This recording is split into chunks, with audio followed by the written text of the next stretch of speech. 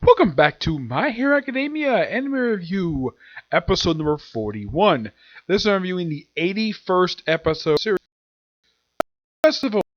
That's the name of the new episode. And this episode adapts chapters 169 and 170.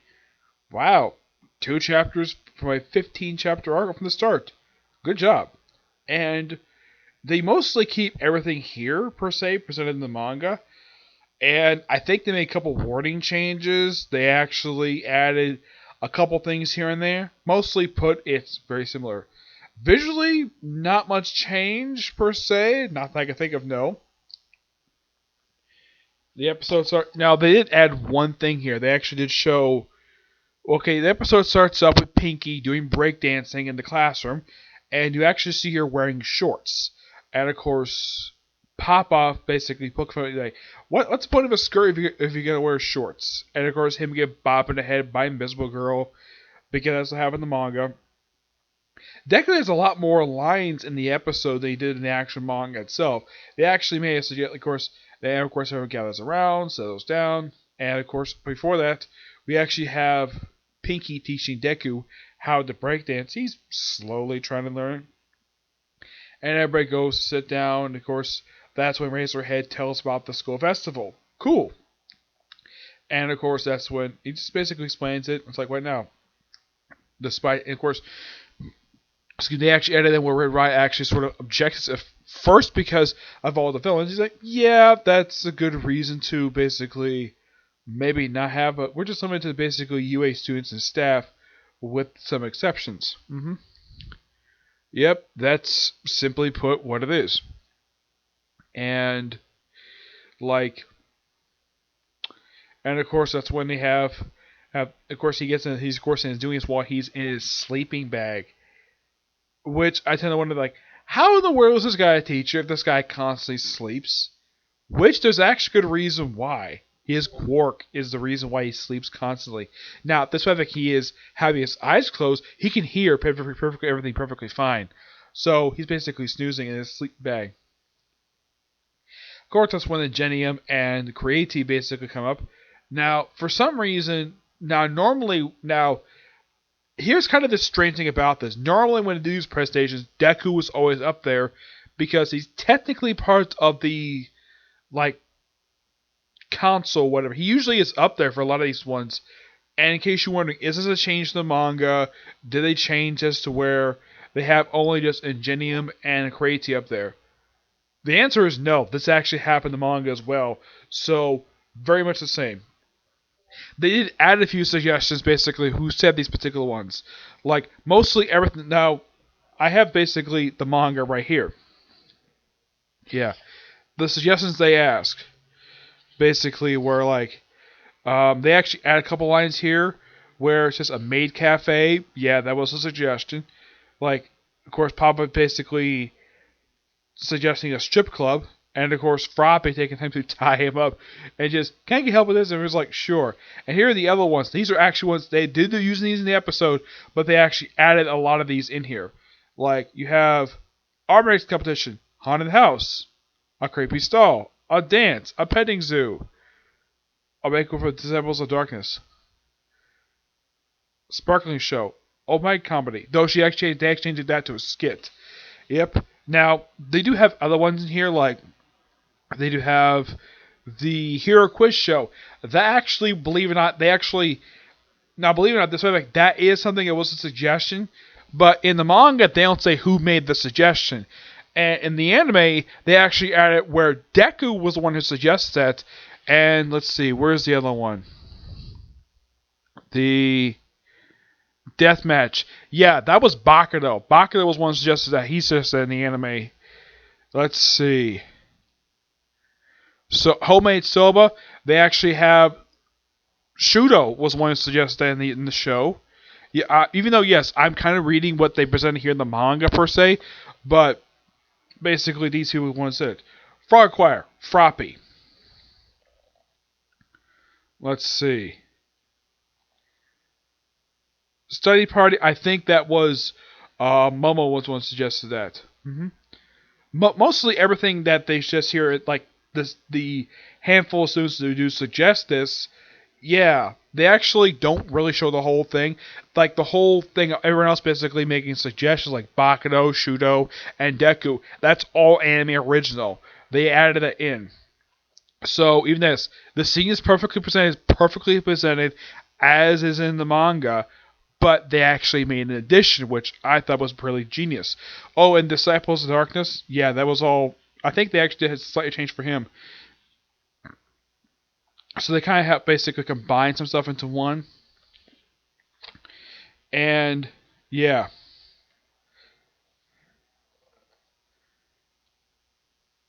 they do kind of cut out, like, they long go off, and then basically they cut to the room where they have to basically cut down stuff, and they actually show that, yeah, this next thing here, you see Shudo basically showing off like a music video, and it was also suggested prior to this, like before the making of presentation, that the whole school festival, that Earjack could basically do a band, and there's a mention about her room, and she at one point takes the Earjack and threatens Electric Guy, all because she's embarrassed the fact she has musical instruments in her room.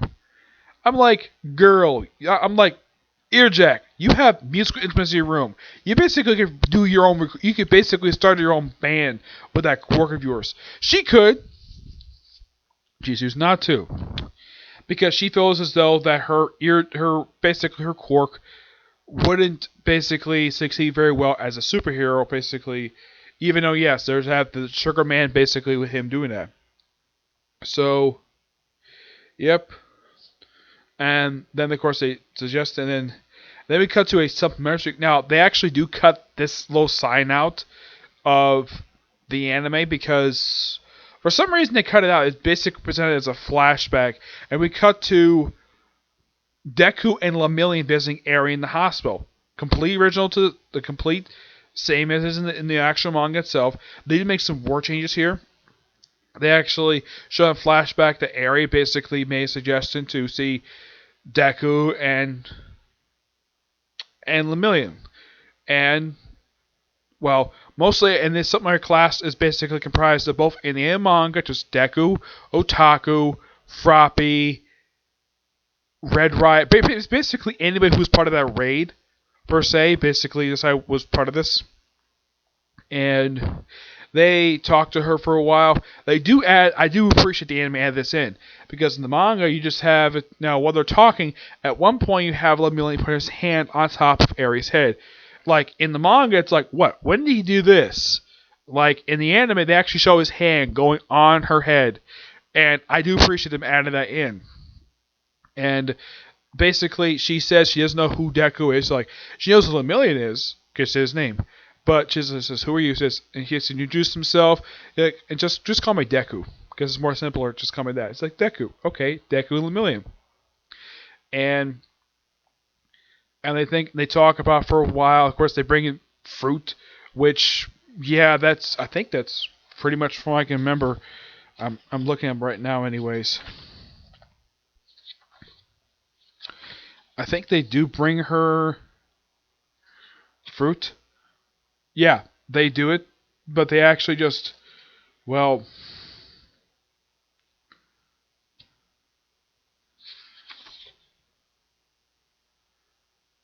it's mostly the same. Yeah, but apparently a favorite fruit is apples, and they even cut up basically like little like lightning bolts, like the ends of the slices of the skin. I thought that was kind of something that they actually cut up that way. And Eraserhead is there watching them. And they actually do have a little line for him this year. And the fact Deku points out, though, that, well, the fact she's kind of free from Overhaul. She's not fully free from him because she's not happy. And that comes to the genius idea. Bring her to the school festival. And they actually have it where they actually hint that something actually happened later in the actual manga itself, where they bring Eri into the actual dorm itself. Yeah, it's like bring her for one day. It's like, sure, no problem. Talk to the principal. And of course they agree. And of course they change some wording here. It's like, we're going on a date.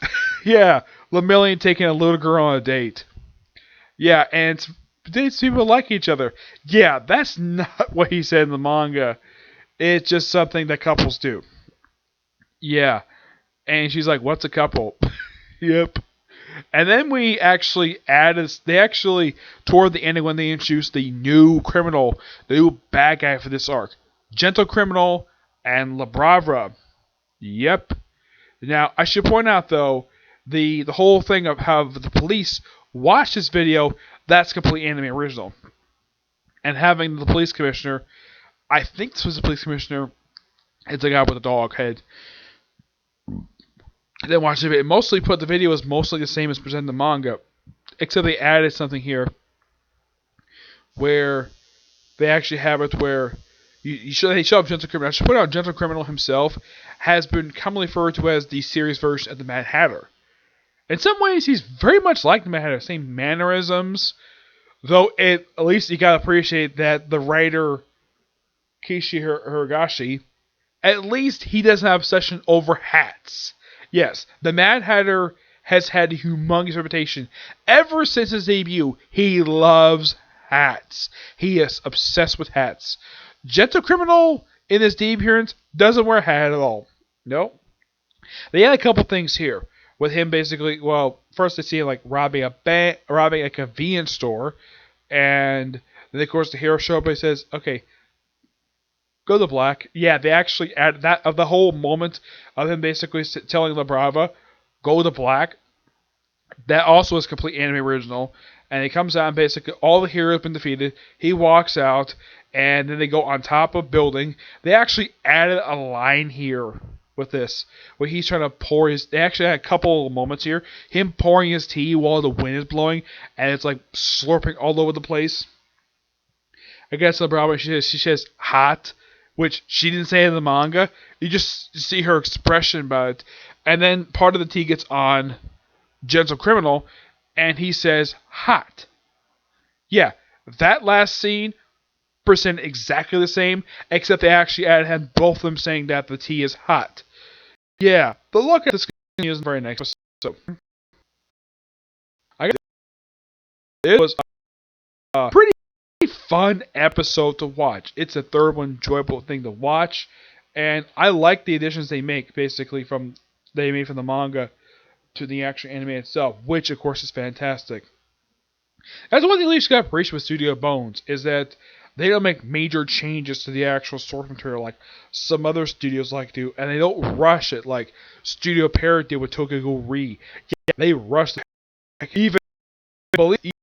Even the guy who voiced the main character, even he agreed that the series was rushed up until the final 3 episodes. Yeah, he agreed with me on that. Let's see, who voiced Colonel? Like, it was not like who's him per se. I hear when Matt Gum was announced basically that he was voiced by Hubbard. I heard about it on Twitter. Yeah, for some reason they didn't announce this on Twitter. For some reason. Who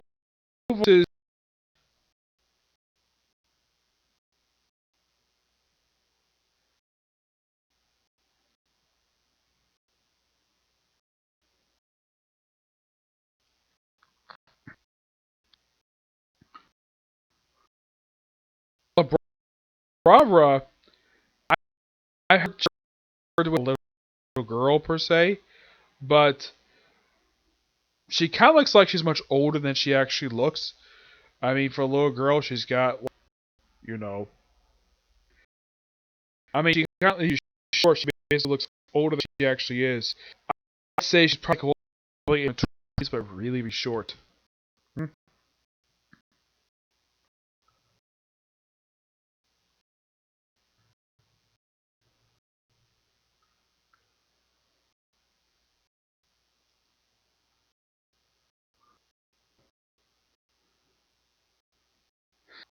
Also, the episode itself had sort of a new intro, sort of a good narration to the series. First time they actually did.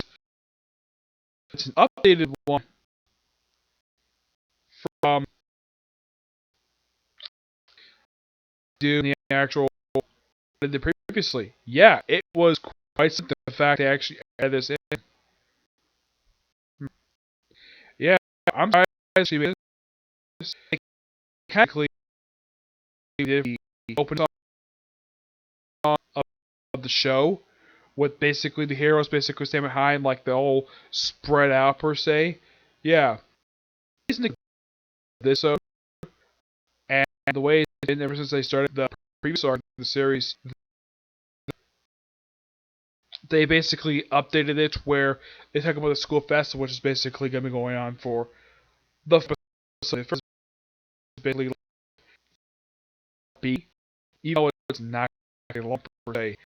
No, because this arc is roughly 15 chapters, and there's roughly 13 chapters to it. I'm looking up right now who is this character. English stuff. Hall is voiced by the same guy who voices Thrice, and he also voiced Gray Fullbuster from Fairy Tail. Same guy. Let's see who voices him. I'm looking right now. I know I should probably look before I start the video, but right, really the big problem. Okay.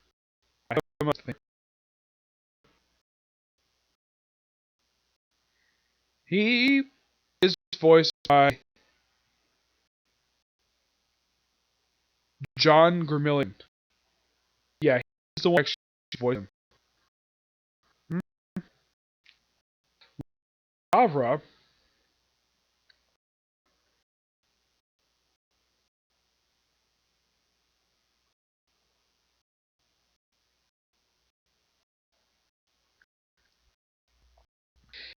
I think of this guy. I look at how ages. He's 32. He's got gray in his hair. Yeah, I thought that's kind of weird. The fact that he looks like a guy probably in his 40s, 50s. He's actually 32. Like, wow, quite young for someone who actually is older than actually looks.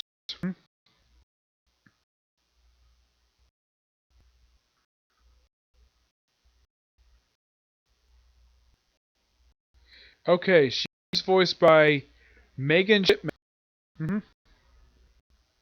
Yeah, and she's 21. Yeah, what makes her 11 years younger than the guy she has a thing for. Yep.